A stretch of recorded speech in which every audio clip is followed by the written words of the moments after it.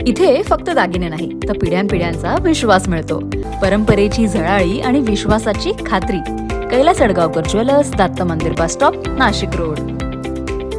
दिल्ली येथील जंतर मंतर परिसरात विद्यार्थ्यांवर झालेल्या कथित लाठीचार्जच्या निषेधार्थ वणी येथे वंचित बहुजन आघाडी तसेच ग्रामस्थांच्या वतीनं गुरुवार दिनांक 23 जुलै बंदची हाक देण्यात आली होती.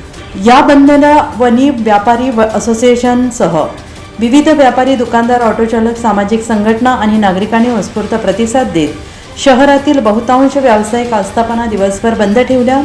बंद दरम्यान वणी शहरात शांततेचं वातावरण होतं. व्यापारी आणि नागरिकांनी स्वयंस्फूर्तीने बंद पाळत आंदोलनाला पाठिंबा दर्शवला. कोणताही अनुचित प्रकार घडू नये यासाठी पोलीस प्रशासनाने शहरात आवश्यक बंदोबस्त ठेवला होता. वंचित बहुजन आघाडीच्या पदाधिकाऱ्यांनी विद्यार्थ्यांच्या न्याय्य मागण्यांना पाठिंबा देत लोकशाही मार्गाने आंदोलन सुरू ठेवण्याचा निर्धार व्यक्त केला.